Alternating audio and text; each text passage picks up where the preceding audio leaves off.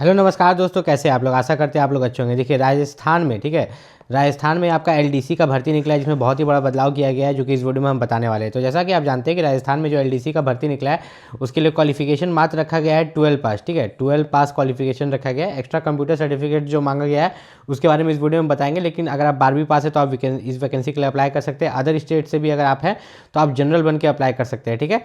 और यहाँ पर अगर बात करें राजस्थान में जो रिजर्व्ड कैटेगरी आते हैं, आपका अगर राजस्थान में जितने भी रिजर्व्ड कैटेगरी आते हैं, जैसे कि आपका ओबीसी हो गया, एससी हो गया, एसटी हो गया, ईडब्ल्यूएस हो गया, तो अगर आप रिजर्व्ड कैटेगरी से बिलोंग करते हैं, और भी वहाँ पे एक कैटेगरी होता है, ठीक है, तो अगर इन कैटेगरी से आप बिलोंग करते हो तो आपके पास जाति प्रमाण पत्र बना होना चाहिए, ठीक है। आपका कैटेगरी का जो जाति प्रमाण पत्र है वो बना होना चाहिए फॉर्म अप्लाई का लास्ट डेट से पहले। कब? फॉर्म अप्लाई का लास्ट डेट से पहले आपके पास जाति प्रमाण पत्र बना होना चाहिए। आपके लिए अच्छा मौका है। राजस्थान में एलडीसी का क्लर्क का जो वैकेंसी निकला है, करीब 10,644 वैकेंसी आपका निकला है। मतलब इतना मान के चलो कि 10,000 प्लस वैकेंसीज आपको यहाँ पर देखने को मिल रही है। तो ये जो आपका 10,000 प्लस वैकेंसी आप यहाँ पर देख रहे हो, तो ये आपके लिए बहुत ही सुनहरा मौका है। इसी के लिए फॉर्म अप्लाई जो है आपका 15 जनवरी से शुरू हो रहा है, ठीक है। 15 जनवरी से लेकर फॉर्म अप्लाई जो है आपका 13 फरवरी तक कर पाओगे। कब तक? 13 फरवरी। तो 15 जनवरी 2026 से लेकर 13 फरवरी 2026 तक आप यहाँ पर ऑनलाइन फॉर्म अप्लाई कर सकते हो, जिसके लिए जो फॉर्म फीस रखा गया है, जिसके लिए फॉर्म फीस, जनरल के लिए फॉर्म फीस यहाँ पर 600 रुपये रखा गया है। जनरल ओबीसी के लिए फॉर्म फीस 600 रुपये, ठीक है। उसके बाद यहाँ पर अगर बात करें, अगर आप ओबीसी नॉन क्रीमी लेयर हो, ओबीसी नॉन क्रीमी लेयर के लिए फॉर्म फीस 400 रुपये है। एससी एसटी के लिए भी जो फॉर्म फीस है वो 400 रुपये है। आप बाद में कोई करेक्शन करते हो तो उसके फॉर्म फीस 300 रुपये होते हैं, ठीक है।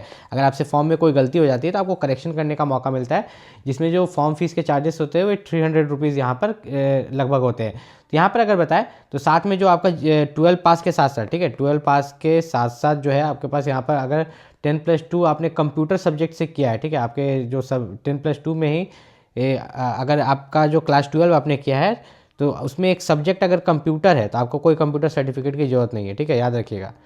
अगर आपका 12वीं में कंप्यूटर था तो आपको कोई कंप्यूटर सर्टिफिकेट की जरूरत नहीं है। 12वीं में कंप्यूटर नहीं था तब आपको कंप्यूटर सर्टिफिकेट की जरूरत है, जो कि सरकारी यूनिवर्सिटी से होनी चाहिए, ठीक है। उसके बाद अगर हम लोग यहाँ पर बात करें तो यहाँ पर 2 एरिया होता है राजस्थान में। टीएसपी एरिया में जो पोस्ट है यहाँ पर लगभग 1000 के आसपास है, और नॉन टीएसपी एरिया उसमें जो पोस्ट है वो आपका लगभग 9642 पोस्ट है। तो यहाँ पर टीएसपी एरिया में जो है वहीं के रिजर्व्ड लोग ही अप्लाई कर सकते हैं, और जो नॉन टीएसपी एरिया में है वहाँ के सभी लोग, अदर स्टेट्स के भी लोग अप्लाई कर सकते हैं, और राजस्थान के भी जितने लोग हैं यहाँ पर अप्लाई कर सकते हैं। टीएसपी एरिया में राजस्थान के ही कुछ रिजर्व्ड लोग अप्लाई कर सकते हैं, इस चीज़ का याद रखिएगा, ठीक है। तो आपको अप्लाई करना है नॉन टीएसपी एरिया में, जिसमें ज़्यादा पोस्ट है।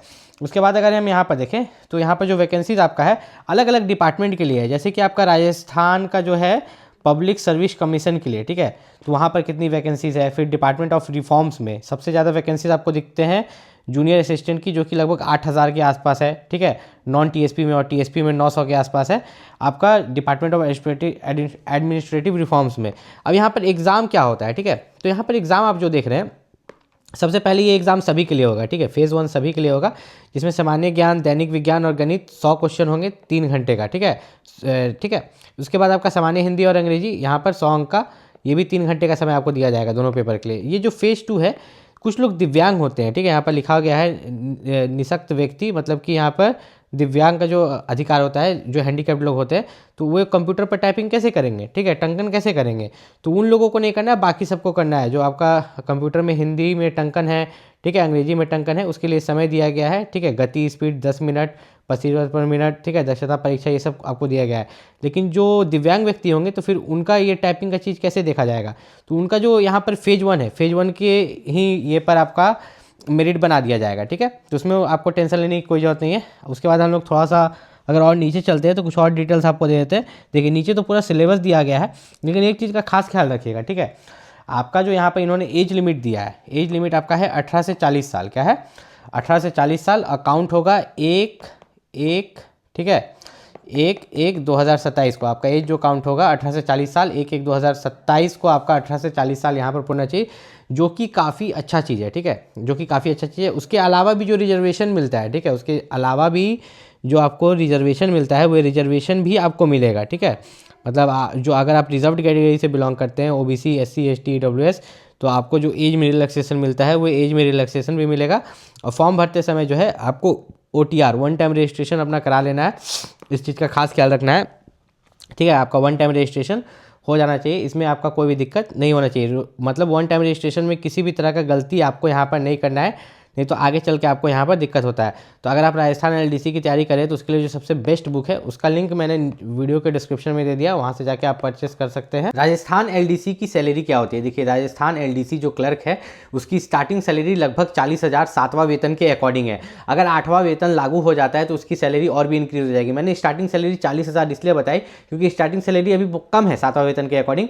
उसमें सब कुछ जोड़ के HRA DA सब जोड़ जाड़ के जो पहला महीना का सैलरी मिलता है वो 40,000 के आसपास मिलता है। ट्रेनिंग खत्म होने के बाद की बात कर रहा हूँ। उसके बाद जब 8वां वेतन लागू हो जाएगा तो वो जो सैलरी है वो और भी ज़्यादा बढ़ जाएगी।